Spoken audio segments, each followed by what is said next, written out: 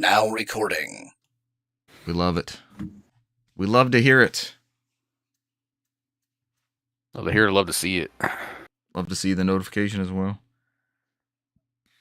So as a review in front of the show, Rican gotten any of the gold, special gold Miller Lights?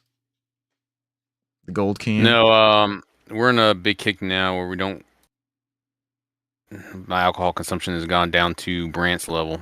I'm trying to not fuck up my metabolism, so... I think Renee's in the same spot, because I finally, after 3 months of doing nonstop cardio, my blood pressure is immaculate now. I think I checked it today. It was like 114/56. Sweet. Yeah, it was running at the high 130s for a while, so I finally got out of there. Think that alcohol may have something to do with it? No, I just did that for my metabolism. That went to throw off my eating habits. So I think I typically just drink when we game on Saturdays. If we don't game on Saturdays, then I don't drink that week. So I think I bought a 12-pack of the Hard Mountain Dews. It's been there for 4 weeks. It's lasted 4 weeks now. So damn. Yeah. Brand level. No, Brand level is. I've never seen Brand with the alcoholic drink in his hand. So Brand level consumption. Don't do it. I think he's Mormon secretly. So I don't do it. Oh, he's holding out on us.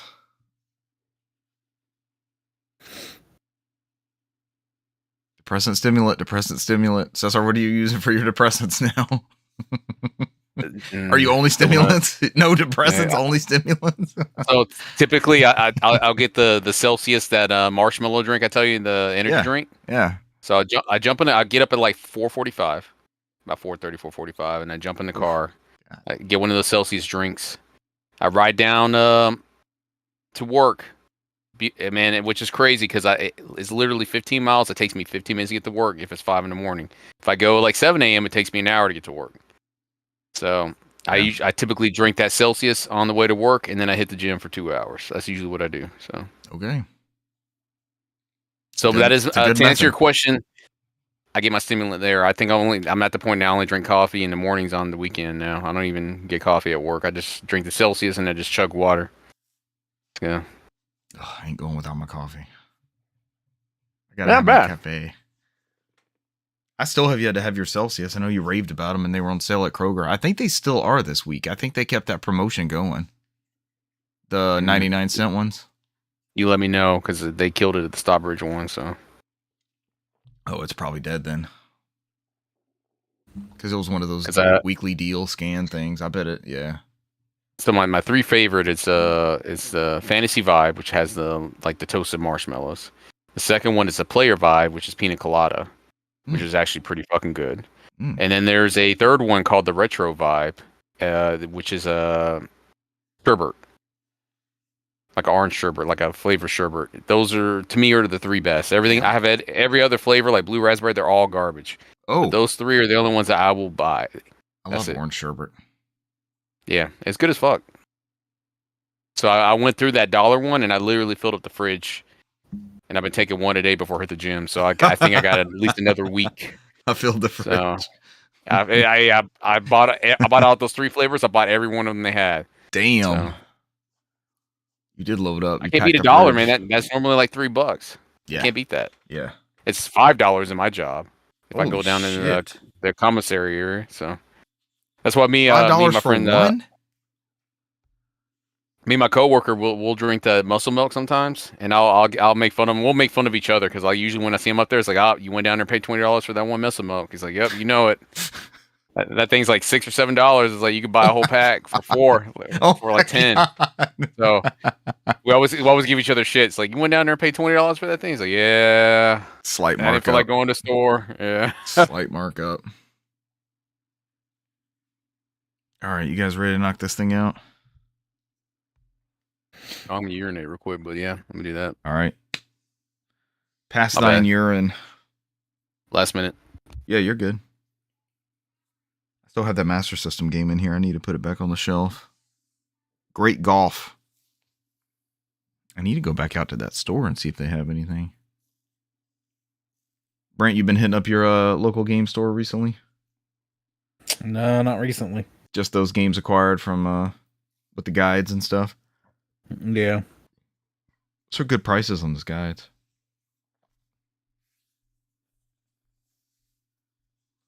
I should have mentioned that God of War collection one is actually pretty expensive. I had that one, but it didn't dawn on me till later. Like, I think this one's like harder to get a hold of. Or was it Ghost of Sparta? Maybe it was Ghost of... I think it was Ghost of Sparta. Yeah. When you saw it at the shop. Man, I took a nap today and I'm still yawning. What does that say? What did that say about me? Tanaima, I'm back. Let's go. You good. Now recording. Oh, we've been recording. Oh yeah, we've been killing it nonstop. Yeah, nice. Ladies and gentlemen, welcome to episode 348 of the NOFODcast. We are No Outside Food or Drink, the Southeast premier video game and Mother's Day appreciation podcast. Yes, that's it. This is a Mother's Day special, a Sunday night special. I'll try to get this thing up Monday. Probably not happening tonight. Gentlemen, who is your favorite mother in all of video game lore and history? There's been some fantastic video game mothers out there, including Genova from Final Fantasy VII. I think that maybe is a easy answer. Crazy. She's from another planet, right? Like a destroyer, and Sephiroth's all about trying to revive her and stuff in that game. It's like driving him to madness. Mother 3, of course. The third iteration of the titular mother franchise. The titular mother franchise. Of course. The mom opens the game of Chrono Trigger, right? And she like trying to wake you up. Wake up, sleepyhead. Yeah. Chrono Trigger, the number one JRPG of all time, according to IGN. Was that right, Cesar? Or like number one or number two? It was number one. Chrono Trigger. Got Chrono Trigger on the brain. They straight through it on that list, said of all time. 25 top JRPGs of all time. Of all time. One per series. I think that's how they did it. They ended up going one per series because I think they argued back and forth about they didn't want like multiple Final Fantasies or Dragon Quest on there, and I think they just like, all right, we know Final Fantasy belongs here, Dragon Quest belongs here, but which was the best one? What's the best iteration of that series? I think they chose wisely. Like those are the two considered. Brent, what would you consider the definitive like Final Fantasy experience? Did you see this list? Did you see this IGN list? I did not. I did not see this list. There's only one Final Fantasy game in this top 25 JRPGs of all time. Ooh. Which one had like is the ultimate iteration of Final Fantasy? It has to be either 7 or 9. It's neither. Whoa. I'm shocked by his answer. I'm shocked by his answer. But he's not far off. That could have been one of the answers for sure. Mm-hmm. It could have been. When I watched the video, they show a lot of clips of those ones, but they did not conclude on that. Not 3? Are you counting 3/6? Yes. Yeah, I also put that argument forth. It's not. Oh gosh, don't tell me it's like 13 or. Damn, Brent's swinging wildly.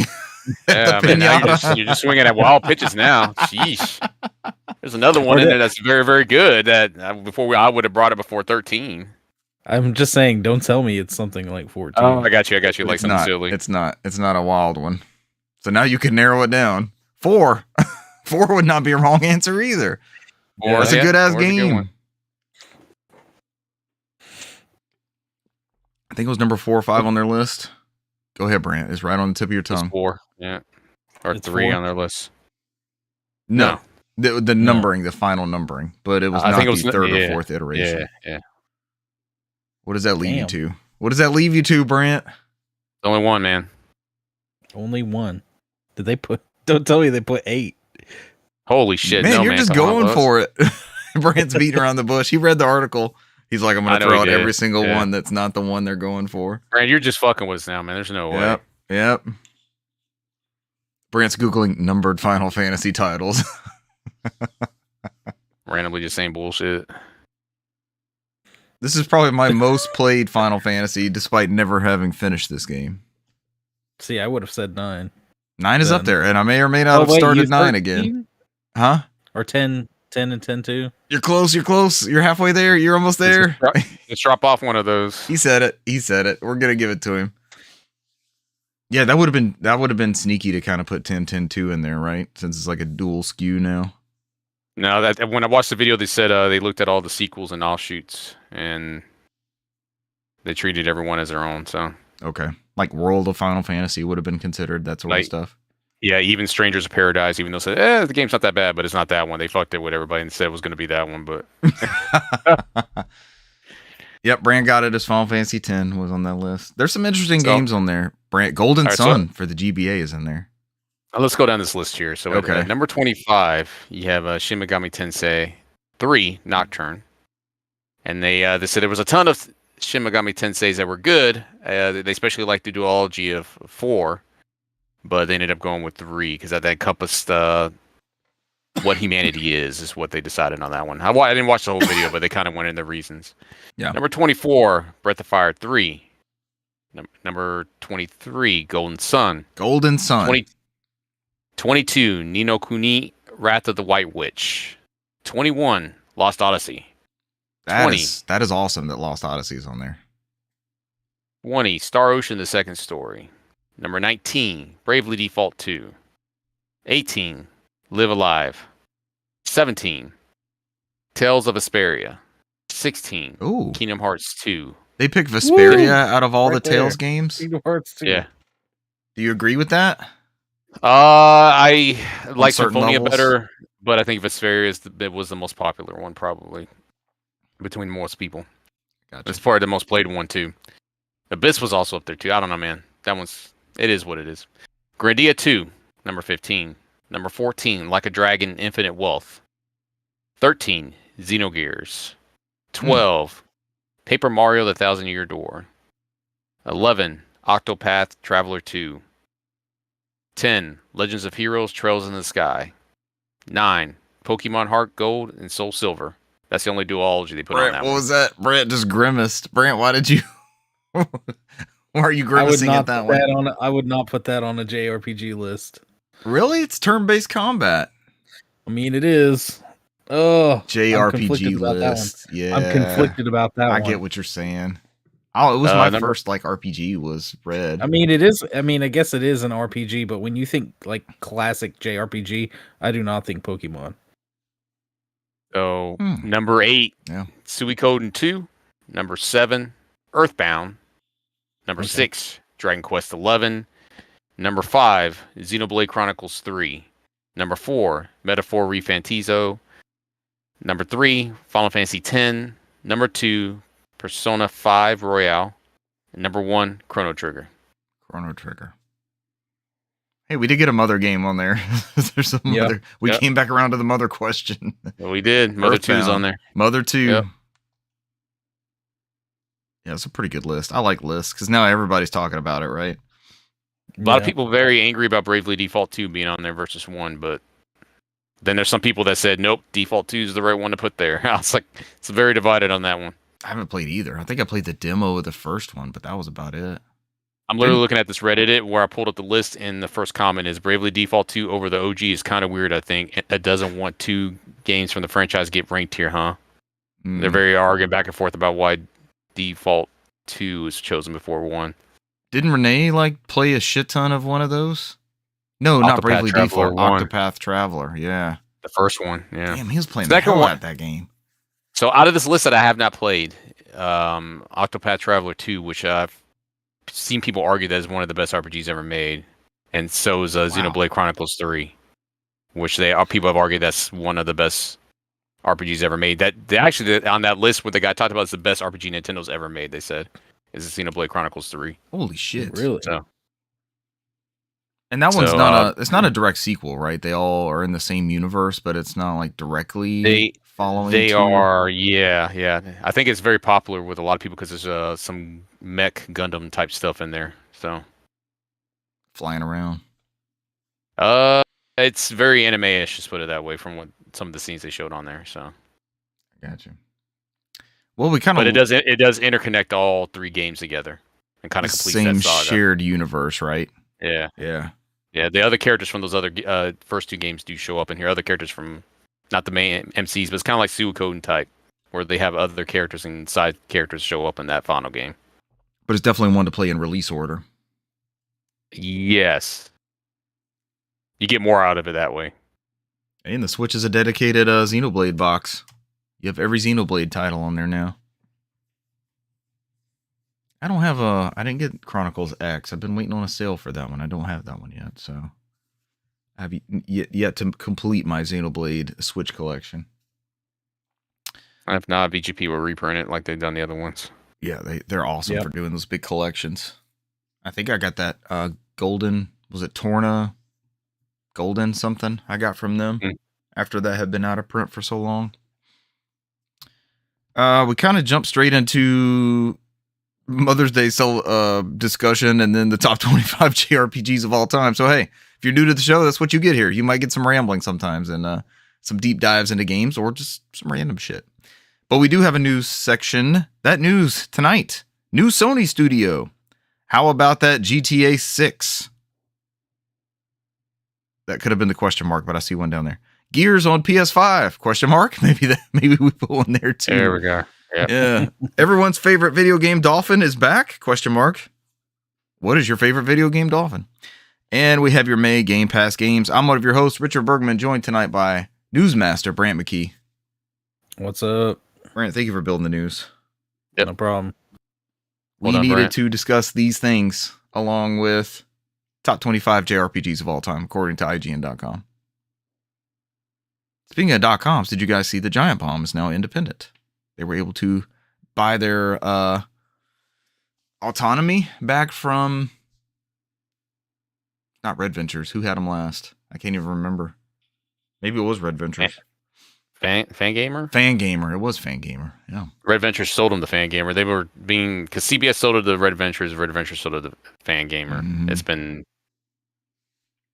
bounced around a couple of times. All right, let's see what happens. Let's see who they're able to draw back into the fold, potentially. It's now self-owned and run. I think all exclusive Patreon, right? Like you have to... I think they went back and they told people to do the subscription models where they go in there and you go to the website and you subscribe. I think it's like $10 a month, $100 a year. So I think all funds are going to them now. So yeah. I think I did the $100 tier back when I was a steady subscriber. I'll kind of see how that plays out. That other voice you hear, our resident soundboard master and lore master, Cesar Concepcion the second. I mean, I'm sleeping on the soundboard. I don't think I've used the soundboard in like several episodes. So did we lose our our free trial thing? I think this is the last month until the 28th. Okay. Speaking of free trials, I got charged for Crunchyroll just now, like 10 minutes ago. So $11.99 come through. I was like, damn it. We got to get back to Demon Slayer. There it is. We got a Castlevania soundboard. Perfect. Yeah, because I'm hoping y'all get done before the movie hits the movie theaters in September. So that's not a super tall order, right? We could probably churn through that. Maybe. Yeah, I mean, if you do like 2 or 3 episodes a week, you'll get there. It's not many episodes. So. Yeah, I think we can make that happen. We're enjoying it, and my child's like, "Dad, when are we gonna watch Demon Slayer again?" It's like, it's just time, just like everything else. We got to sit down and carve out some time to watch it. So we can definitely do that. Let's get into the news. New Sony studio. All I see on here is Team Let's Fucking Go. Is there anything else LFG stands for? Is it not? Life's garbage. It is. What is that? Not what their team Life's stands garbage. Life is garbage. Team Life is garbage. Oh, God. This is from Chris Scullion at VideoGamesChronicle.com. Sony announces new studio, Team LFG, including Bungie, Fortnite, and Roblox veterans. Oh, God. This is going to be one of those, right? The new Washington-based studio is working on an, quote, ambitious incubation project. Team LFG is the latest developer to join PlayStation Studios, according to Sony Interactive Entertainment's Studio Business Group CEO Herman Holst. The studio, quote, originated at Bungie, but has also rallied developers from across the industry to bring to life an ambitious incubation project that I'm very excited about. Hall says the new studio is now fully formed and ready to be introduced to the world. Oh, I see what it actually stands for. Based in Bellevue, Washington, the team is comprised of a mix of staff working on site and remotely throughout the U.S. and Canada, including the aforementioned titles Destiny, Halo, League of Legends, Fortnite, Roblox, and Rec Room, and, quote, industry newcomers. In a group statement, the studio, which says its name means team looking for group, and not the more commonly accepted acronym it's usually associated with, said it's, quote, passionate about what's that? Life is garbage. I much prefer life is garbage. So I'll never be able to look at that and not think life is garbage. Said it's passionate about exceptional action-based gameplay, moment-to-moment game feel, and richly social virtual worlds. There's a quote about people wanting to see familiar names and hang out together online. The studio's first game is described as a, quote, team-based action game that draws inspiration from fighting games, platformers, MOBAs, life sims, and frog-type games, question mark. So we've had the Strand genre. Now we have the frog type genre. What other frog type games are there? Are we talking like Frogger and Frogun and those type titles? Frog Detective. Frog Detective. Yeah, is that a frog game? Isn't there a Frog Island, like Escape to Frog Island or something like that? Like an indie title? Oh, what? It's James Pond. Oh my god, the best. Cesar's favorite frog genre titles. Famous frogs. I'll take famous frogs for 400. Famous frog video games. James Pond. Those are solid titles. And then I'll wrap this up. It intends to hold early access playlists and build each of its games alongside its community, saying, quote, it's critical that we stay nimble enough to react to player feedback, not just in our lead up to launch, but throughout live service as we continue to grow the game and community for years to come, end quote. That definitely sounds like a Roblox type thing, right? Where like you jump in there and you play certain games within the game, playlist wise.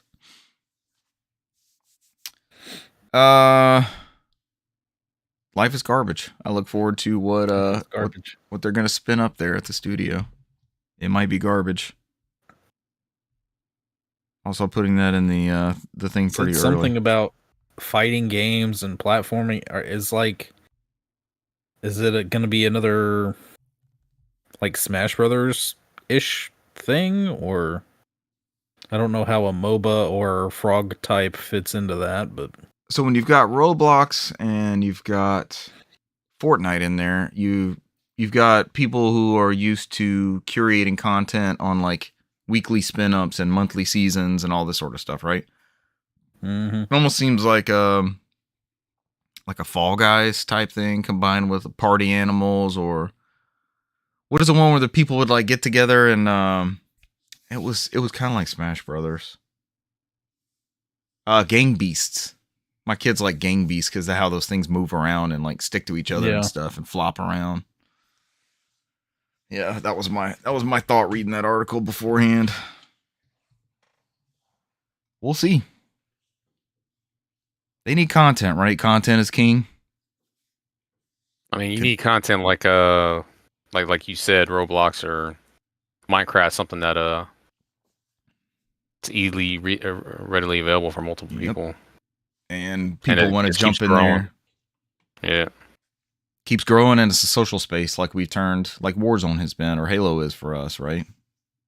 Like the gameplay's fun, but we're really just there to hang out and talk some trash and laugh and cut up.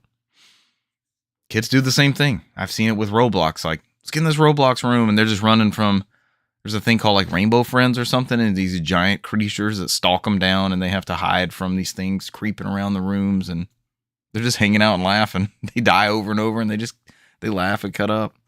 Yeah, let me know how hard that is, because I mean, we like you guys mentioned, they tried doing that multiverse, like a Smash Brothers S type thing, and that never.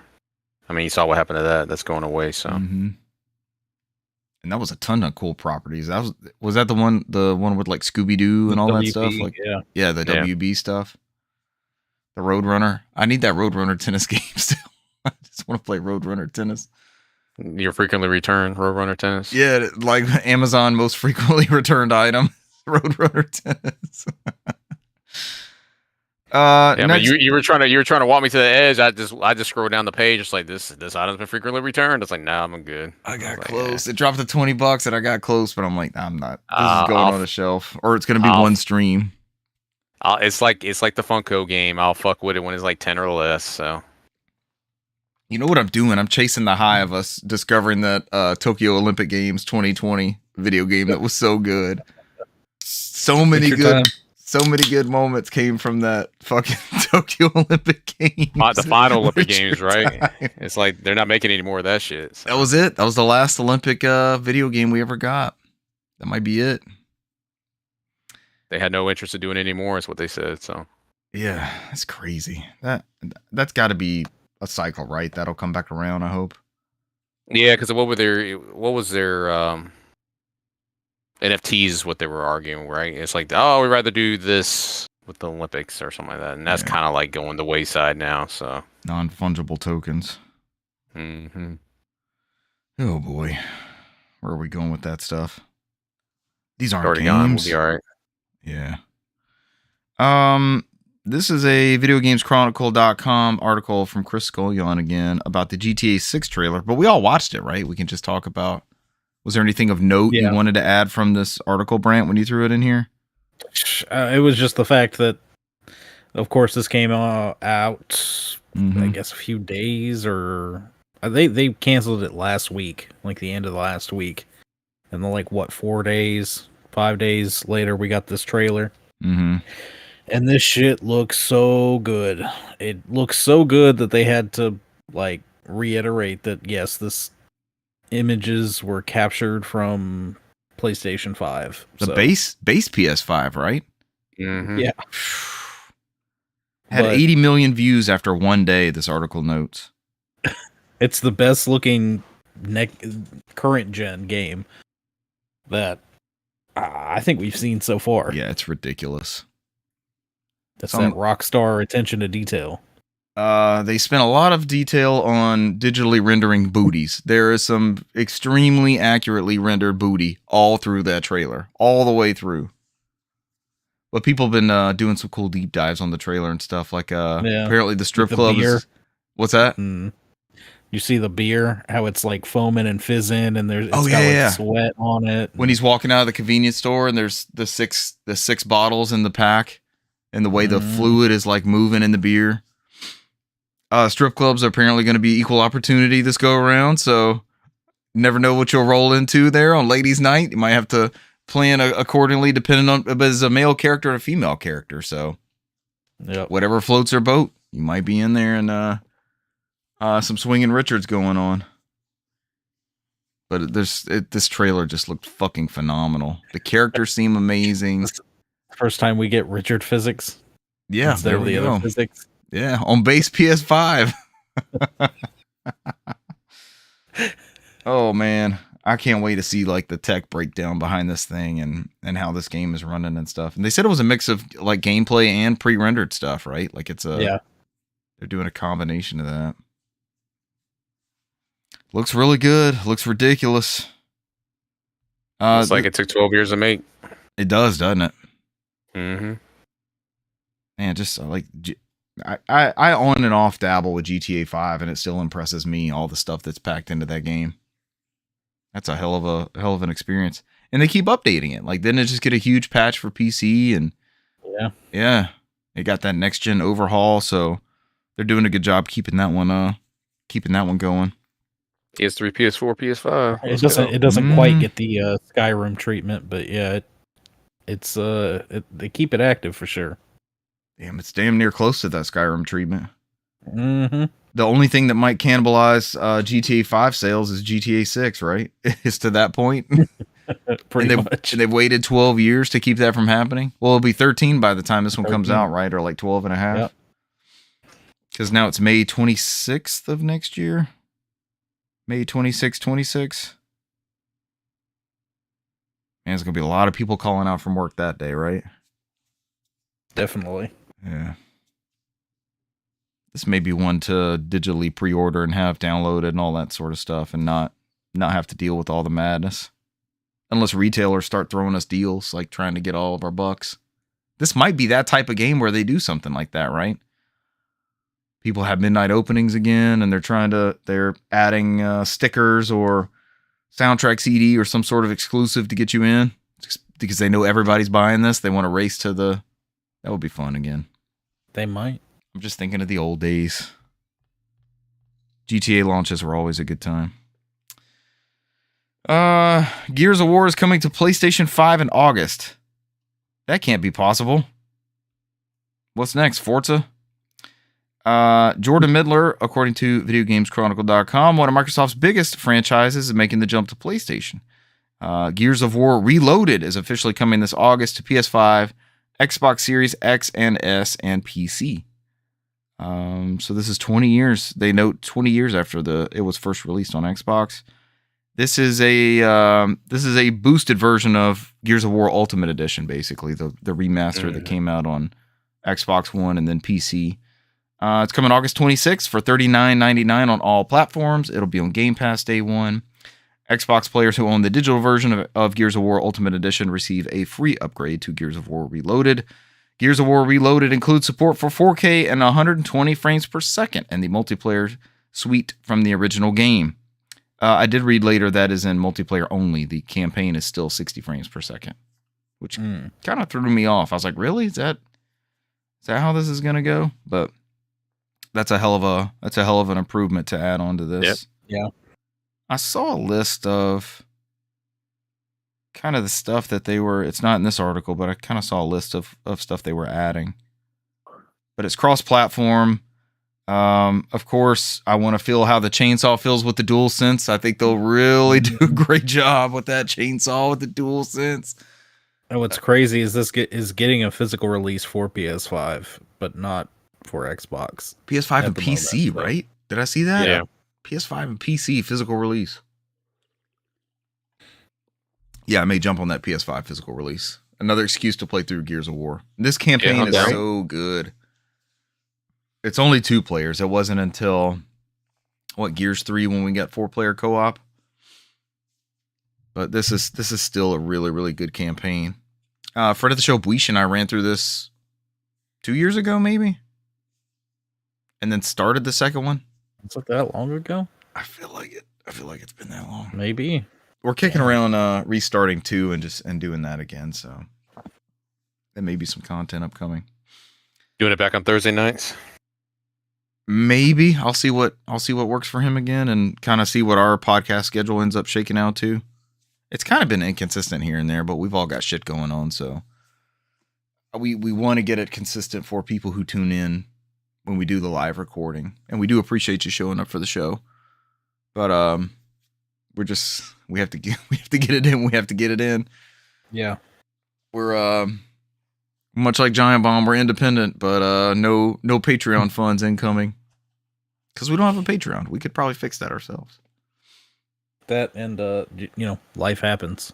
Yes, life is always happening.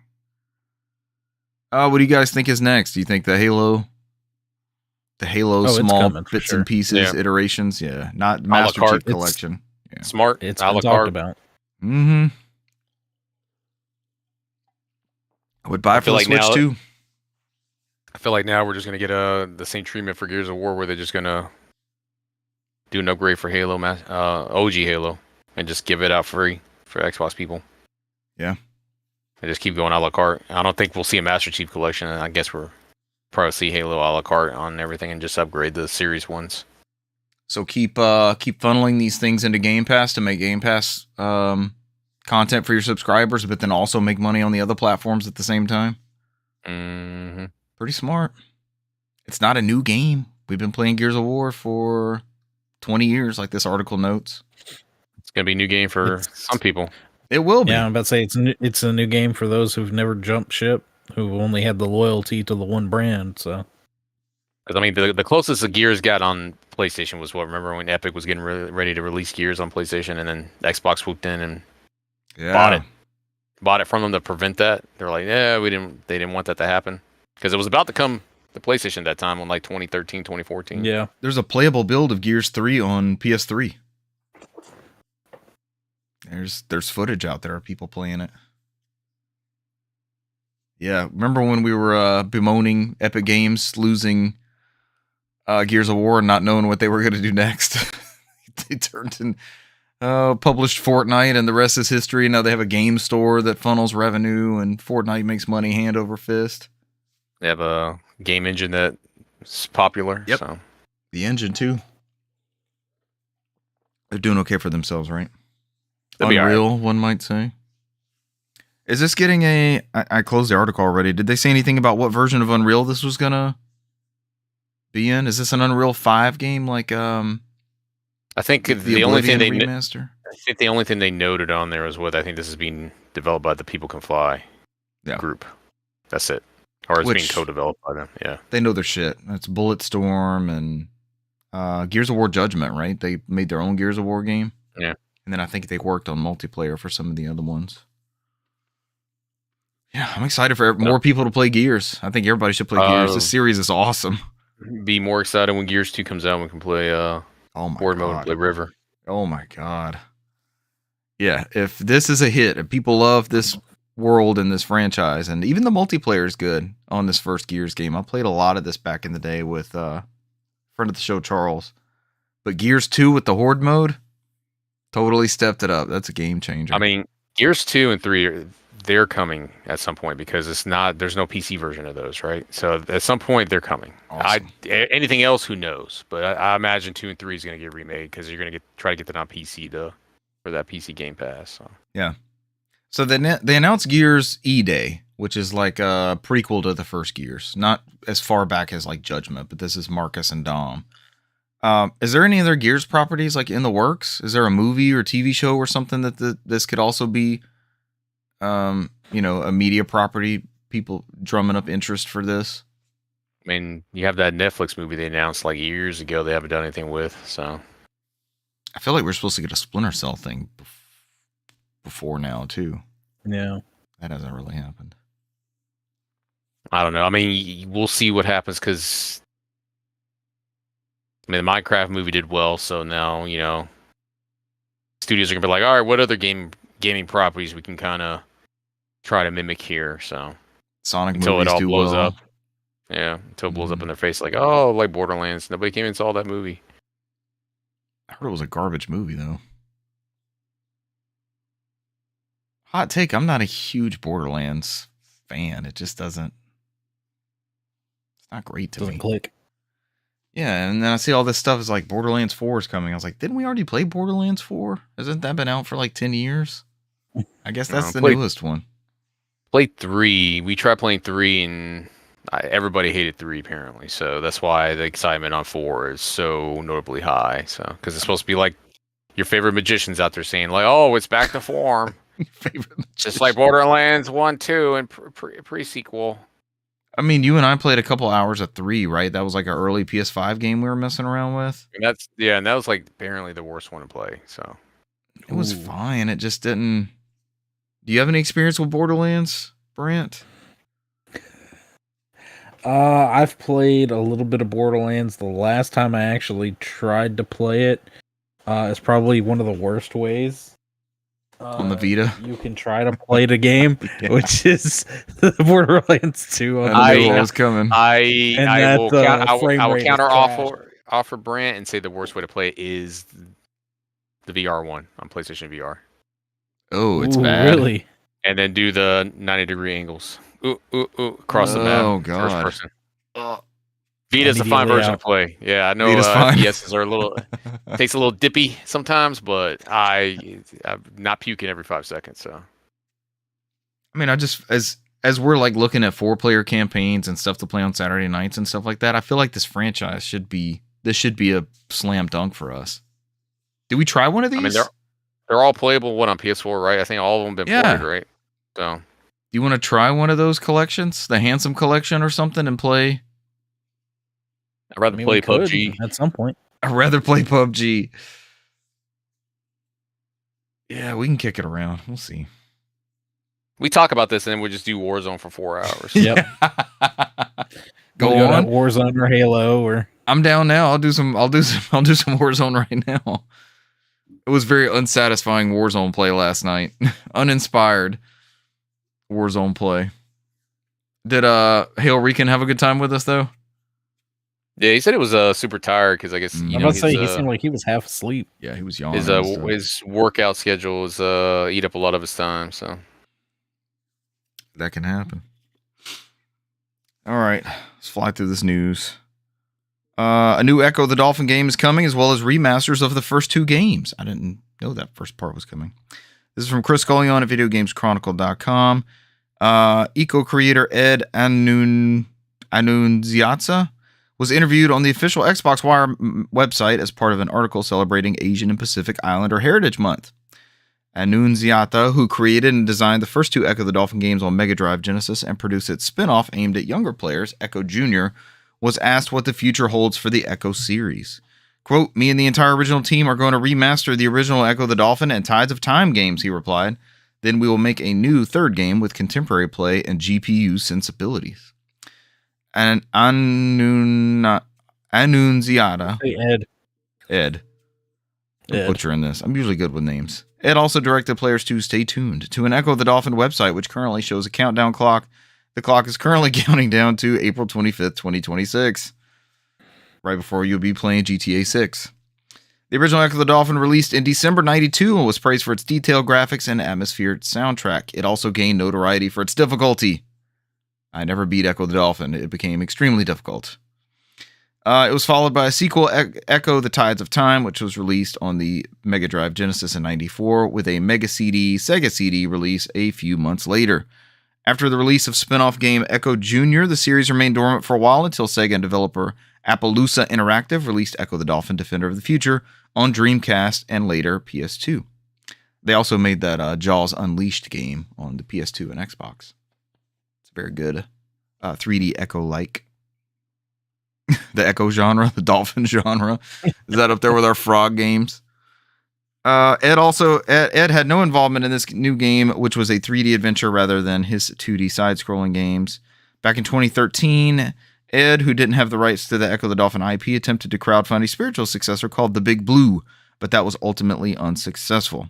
Undeterred, he settled a lawsuit with Sega in 2016, which appeared to potentially open the door again for a new Echo title. Following the release of his Switch game, Space War Arena, in 2019, he said in an interview that he wasn't giving up, saying, quote, "When I was trying to convince Sega about Echo the Dolphin, it took me years to get them to bite. There are some challenges I need to overcome, but eventually there will be a new Echo." Echo the Dolphin. And it's not just about dolphins. Like, this series went places. It was there was aliens and trippy shit. Yeah. There was aliens and shit at the end of this by the time you got to Echo just looking for his pod.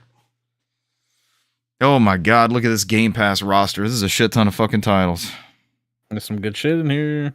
There are some good games. Is there any chance the Doom campaign is co-op? Ooh, I want another good co-op campaign. I'm still chasing the highs of Call of Duty World at War. I didn't hear anything in the reviews that said it was, so they haven't had one with a co-op campaign, right? With this newest Doom reboot. No. They just shied away from the multiplayer from the first one, right? They just kept it a single player experience. Which I remember when that beta came out, one of your coworkers was like super high on that multiplayer, remember? That was the door opening to Doom. Like, oh, this new Doom game might actually be pretty good because the multiplayer is like Halo, is what they said. I still remember that.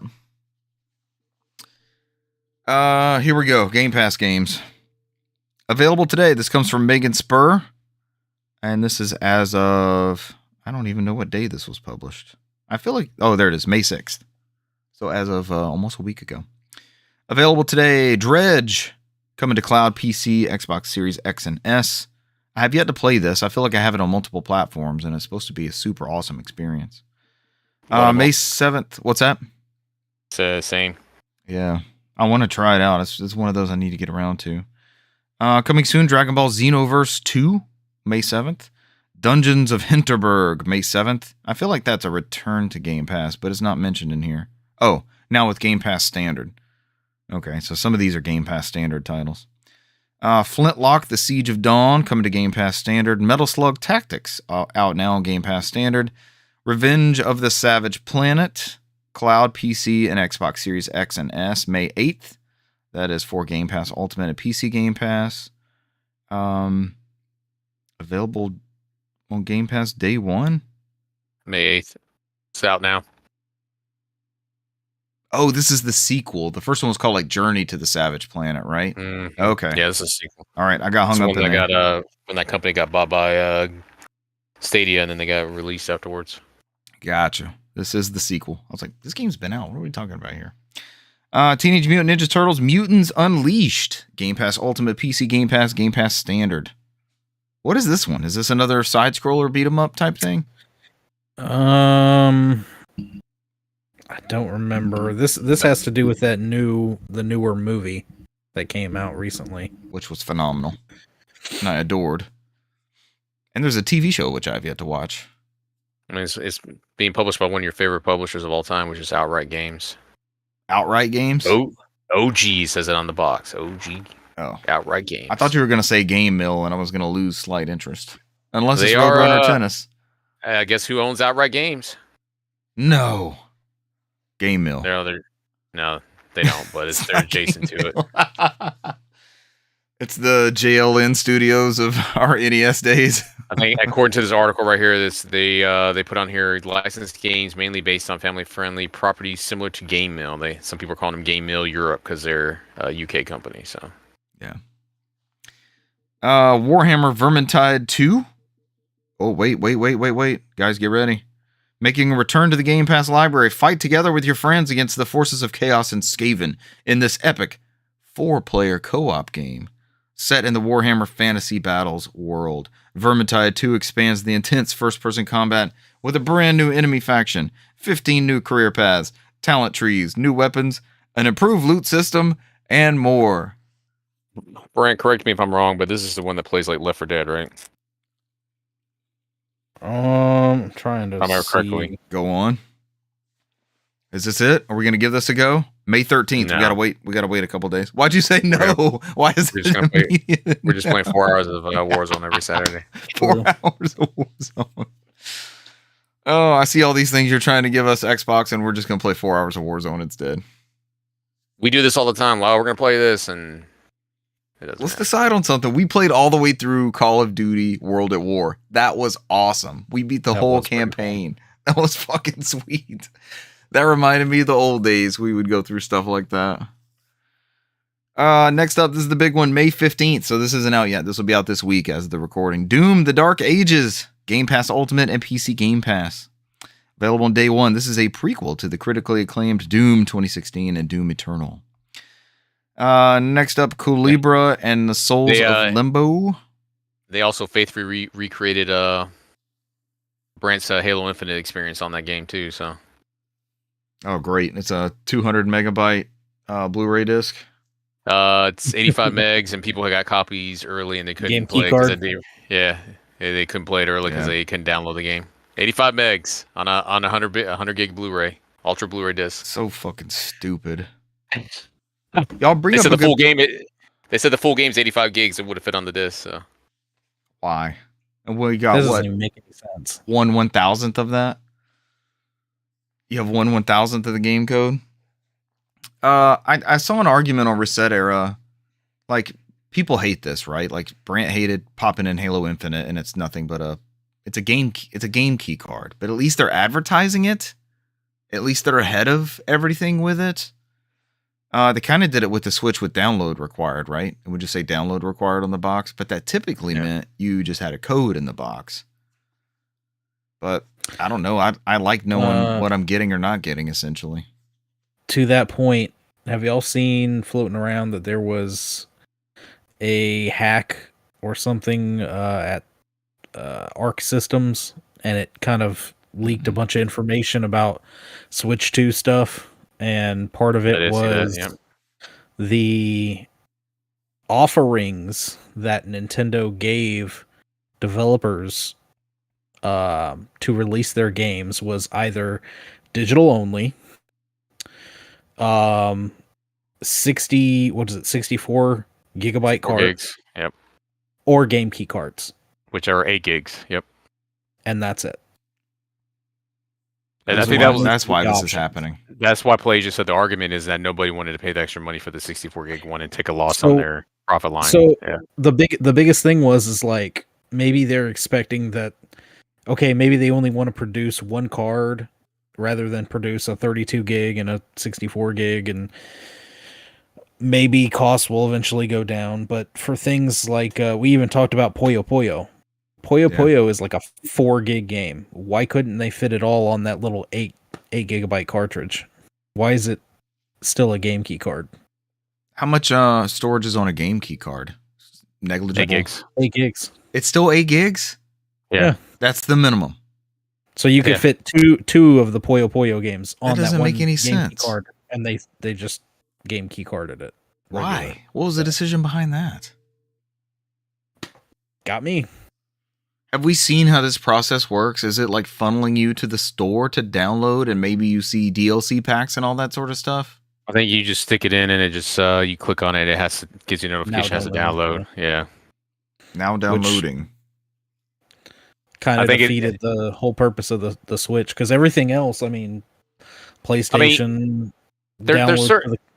There's certain games that make sense on game key cards, right? Like Star Wars Outlaws, right? That's like a 100 gig game that you're not going to fit in a 64 gig cartridge. I mean, those make sense, right? I mean, why waste money for a 64 gig card if you know that whole game's not going to fit on there anyways? I would say, it makes sense to put it on the game key card.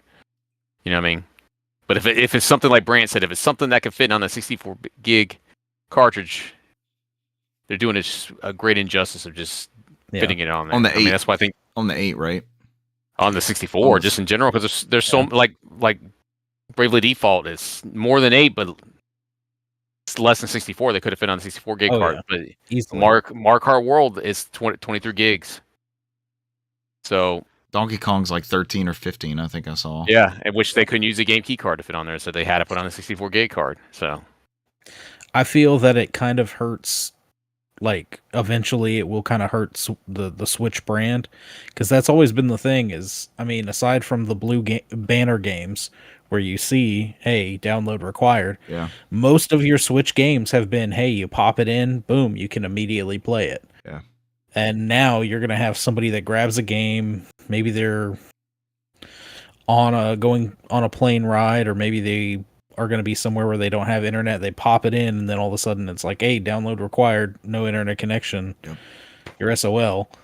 So to add to Brant's point here, I think somebody had made a point like some people do not like limited run, but they said they do see these companies go to limited run to do a full version on there and just not do it for the main audience, and say, all right, we know there's an audience of people who want go to town with this specific niche, and then bring them over. Yeah.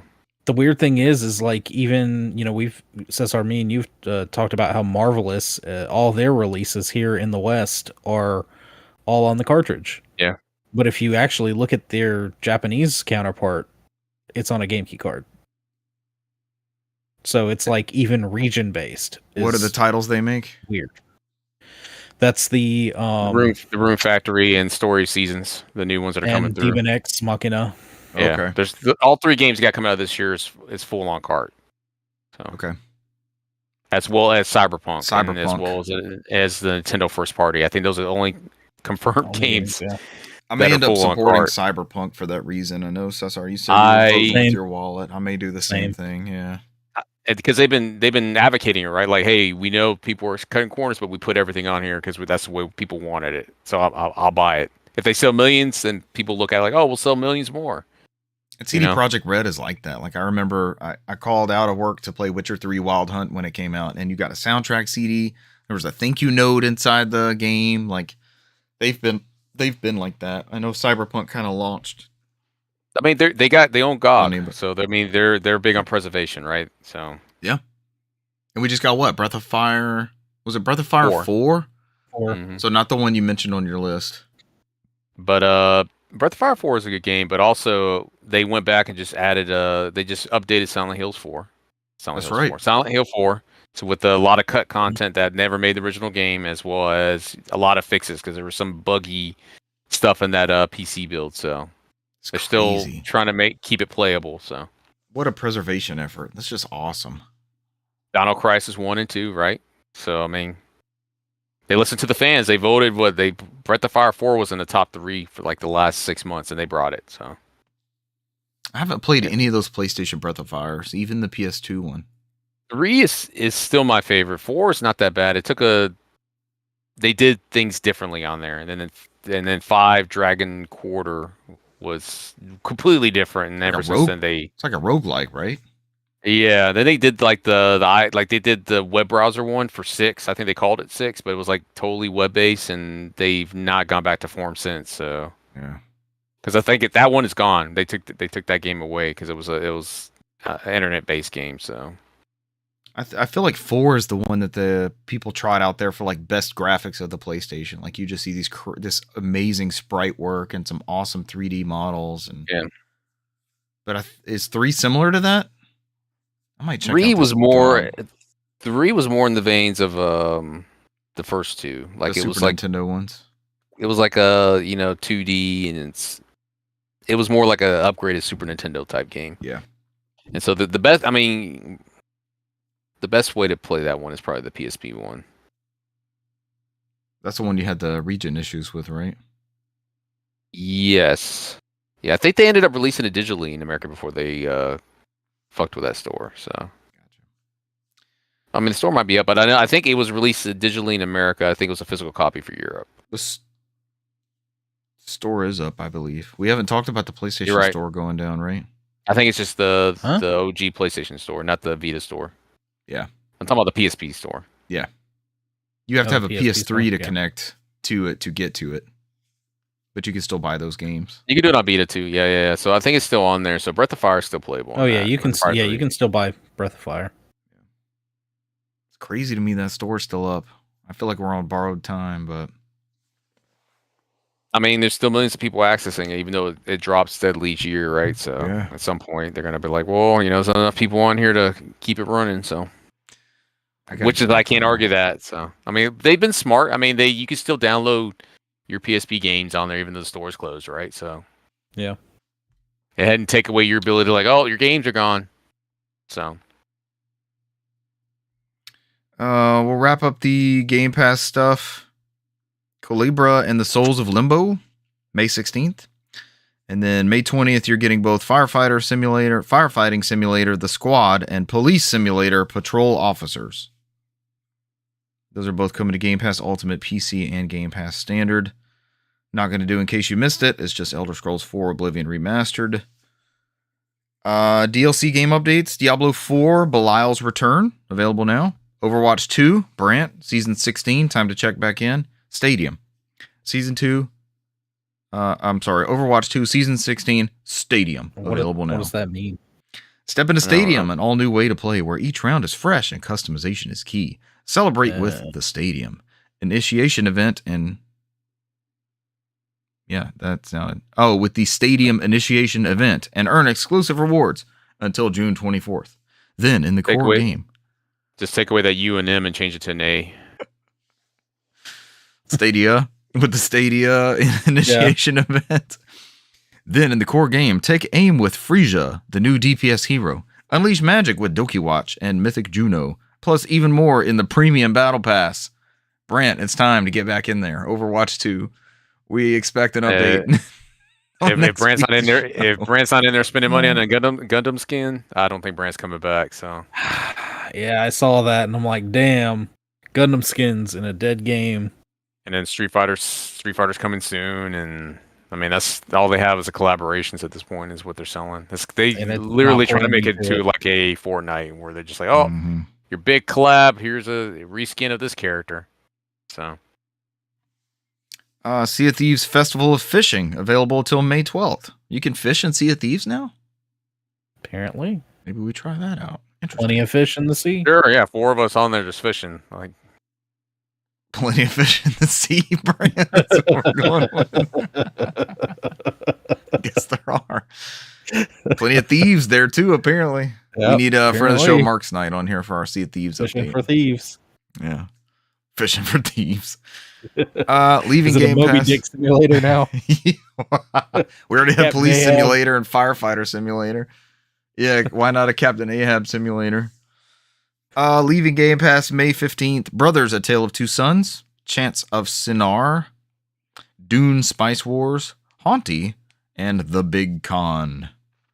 The Big Con. That is your news for this week. We are now into games played, and I did all the talking because I did none of the game playing outside of our uninspiring Warzone from last night. I dabbled in I guess I could talk about the Moguri mod. I sent you guys a couple screenshots. So there is a well-known, Final Fantasy IX on the PC, while making it accessible for everybody, right, where you don't have to go on a PS3 and download it or track down a PS1 and a copy of the game, that sort of thing. There's some weird, especially for modern displays, like it seems like the remaster got upgraded character models, but not necessarily the backgrounds. And there's a well-known mod for the PC called the Moguri mod. And it really just consists of downloading an executable, putting it in your installed Final Fantasy IX folder, and running that patch, basically. And that's it. So then when you fire up Final Fantasy IX on Steam, you go immediately to this patch launcher. And it is like the ideal mod window. I don't know that I've dealt with anything similar to this outside of like maybe an emulator where you can turn things on and off. But it native resolution, high frame rate. It plays at 120 frames per second on the ROG Ally, which is freaking sweet. You can turn PlayStation sounds on, PlayStation buttons. But the big thing that it does do, and I sent you guys a couple screenshots of me just kind of messing around in the opening area. Like it brings those backgrounds up to date with the character models, and it just looks so good. Basically, it's a remaster. If you play it this way, it's like you're playing a remaster of that PlayStation 1 game. There's another mod I turned on. The original cutscenes were 15 frames per second, which even though they were beautiful, kind of had like a jitteriness to them. This is a 30 frame per second mod, and it's flawless. It just looks so natural and good. It's there's steps for this on Steam Deck. I'm just more familiar with Windows. It was super easy on Windows, but I think pretty much any, Cesar calls them potatoes, I think pretty much any potato can run Final Fantasy IX and then add in this, you may not get full 4K resolution or something like that, or be able to do the 120 frames per second, but it should be able to pull off all these other mods. And then there's other stuff in there, like there's one called Alternate Fantasy where you start adding playable characters like way before you should, or people that you're not supposed to be able to add as playable characters. You can meet characters sooner. It's just, there's all sorts of stuff they've done with that. It seems to be a pretty good community doing that modding. But I just messed around with that like I'm still VV running around in Alexandria. Music's still awesome. That game has so much charm to it. It oozes charm and design. Back to our uninspiring Warzone. We played our casual mode. I feel like we were just as successful in the Resurgence sweaty mode as we were in the casual mode. Except our second place came in casual, right? We had a couple second place finishes. Yep. Cesar got down to the wire and was I think charging up a hill, and they just had the high ground like Obi-Wan Kenobi did. Thwarted. What's that? I was thwarted both times. Yeah, everybody else let you down. So Thrashed. That one wasn't on you. But it was still fun. I still like that casual mode, and that map is great. There's a bunch of great places to get to and spots for shootouts. It still feels good killing the bots. I don't know. It's just you go a long time. It kind of fixes that complaint we have with PUBG where you play for so long and nothing happens, right? The bots kind of fill in that gap of no contact or running and hiding and looting and that sort of thing. So I had a couple push me and almost kill me though. And I'm like, is this a bot? Is this a person? And then you see sent to Gulag, like you guys have pointed out. It's like, all right, maybe this was a person.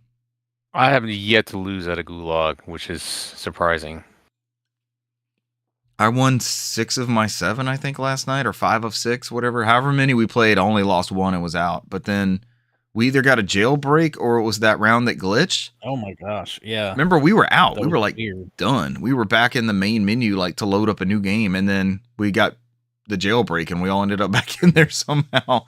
Like I've I never even think seen it that told before. us.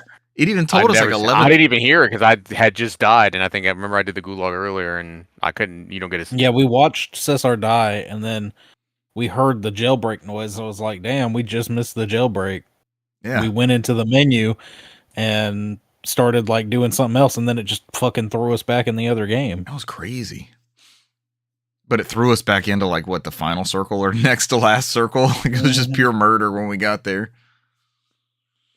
I mean, yeah, it was tough to land. So yeah, we just got outpositioned on our losses. I don't feel like we got hosed on any losses really. But it's still fun. Like I could play that right now and have a good time with you guys. It's fun. Hey, I mean, this new map is not as sweaty as Mushroom Kingdom, so yeah, fuck that one. That one broke for me. I played a little bit solo before the podcast because Yeah? I'm trying to get through that Seth Rogen battle pass there. I'm almost through it. Okay. Oh, I also figured out what those random marijuana bucks we were picking up were for. What do you do with the weed bucks? You have to go to the events tab, and there's like almost like a game show type deal where it's Seth Rogen standing in front of a board with all like a bunch of different tiles, and they all have a different value on them. Like, 10, 20, 30, 50, and 100. Yeah. And it's, however many bucks you picked up is what it costs to unlock one of those. Oh, okay. So you just pick one and it unlocks something. Did you get anything cool, or are you just getting like double XP? No, you get like emblems or XP or whatever else. So it's nothing important. Seth Rogen's lab. What do I keep hearing him saying? I feel like I keep hearing the same clip over and over. The inserting armor. Armor, yeah, that's what it is. Inserting armor. Inserting armor. It is funny with you being Seth Rogen, though. Like, I don't mind it. It's one of the more interesting cameos we've had in our play group, right? Yeah. Playing solo, I've been on Rebirth, and I think the closest I got was like 5th. It's not bad. But it is doing Rebirth on Resurgence is even solos is very, very sweaty. Sweat City. You getting sniped out of the air when you're trying to parachute back in? Oh, yeah. Yeah. That is not fun. That's what ruined it the last go around for me, I guess. But this is good. I'm still down with this casual mode. I'm still down with casual. And the Rican was fun. We had fun with the Rican. He's always a good time. His random flying away. We never know where he's at. Join us. But that's it for me over the past week. For me, I think outside of just playing that Warzone with you guys last night, I mean, I don't think I have anything to add on there to it. I've been dabbling here and there with Forza Horizon 5, so I think I've been grinding away slowly, just hitting those billboards and buying houses. I'm really almost done with that game. I'm just getting to the final circuit here and just because I slowly started unlocking like all the accolades and the events in there. I think there's 3 or maybe 5 of them. I haven't done any of like the Hot Wheels expansions or anything like that. So did all the DLC come to the PlayStation release of this? I think it's a la carte still. So okay. I think if you bought the premium version, you got everything. If you buy the standard 59, it's just the game, and then you still have to go through and buy the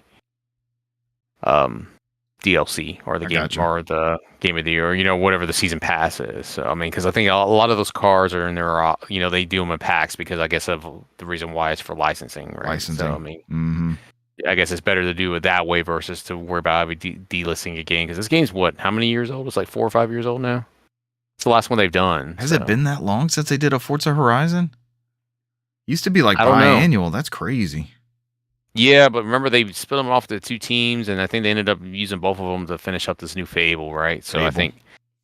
I think if I don't know, who knows? I mean, because at some point we're 90% certain we're going to get ports of these on the next Switch console, right? So I would be shocked at this point if that was not coming. I mean, Phil Spencer's been pretty adamant about him supporting the new Nintendo stuff because they have a good relationship with them. I think it's just, when is it going to get announced, right? Is it going to be at the Xbox showcase, or they're going to be like a whole bunch of shit's coming? Because it seems like right now they're big on doing digital versus physical copies. So I imagine a lot of that stuff will probably be shadow dropped. So, in my opinion. So, But that's it for me. So More Forza Horizon 5. Still a kick-ass game. Unlocking events. give it over to Brand. I'm sorry, Brand. That was a bad handoff. No, aside from just some Warzone, that's all I've really had the time for.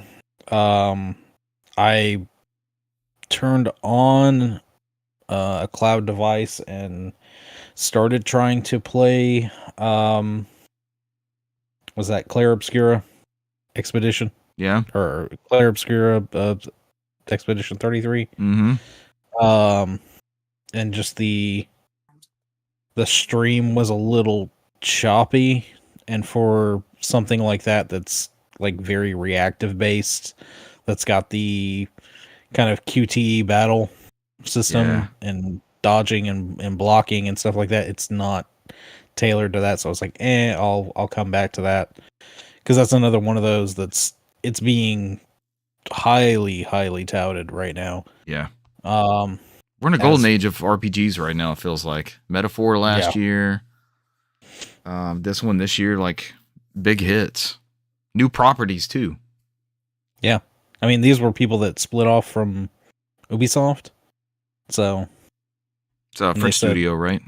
Yeah, they were like, this isn't technically something they would ever even take the risk on. Mm-hmm. And shoot, these people broke off and it's paid off for them because it's sold like gangbusters and it's very, very popular. Yeah, I may have to support with a physical copy of this one.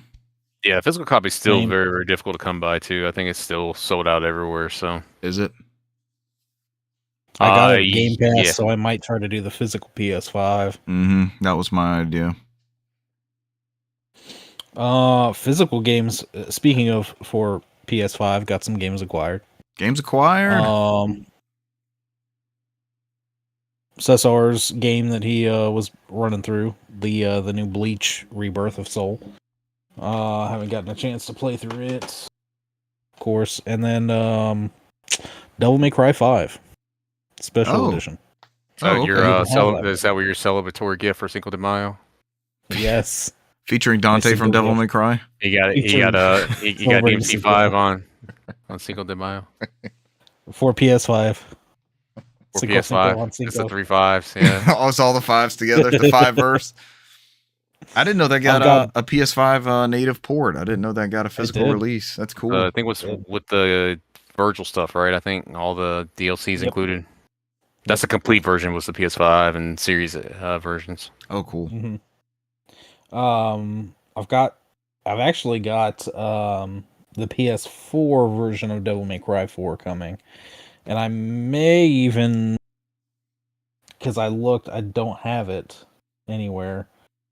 I may even bite the bullet and eventually order that Cesar's DMC and take a crack at it.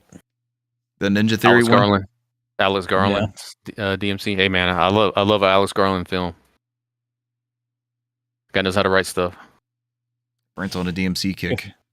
Yeah, it wasn't too long ago that I went through the original DMC. So I've got a Stomach 2, which I probably misremembered as not being that bad, but it's probably going to be pretty bad. That one was severely panned, wasn't it? I always confuse these because I thought it was Onimusha at first, but Onimusha 2 is solid, right? That's Onimusha 2 was it was like a cult classic. It grew on people. Now it's like hardly regarded now. Gotcha. And when it first came out, it wasn't that. A lot of people were confused on the different Sananosuke's, the change of his character and all that, and the change. It played differently. So. Mm-hmm. But that's it for me. That's it for you. All right, guys, we got out of here. You guys got anything else you want to add? I think we're good. Ladies and gentlemen, thank you for joining us this week. We will catch you next week. Bye. See you. Adios.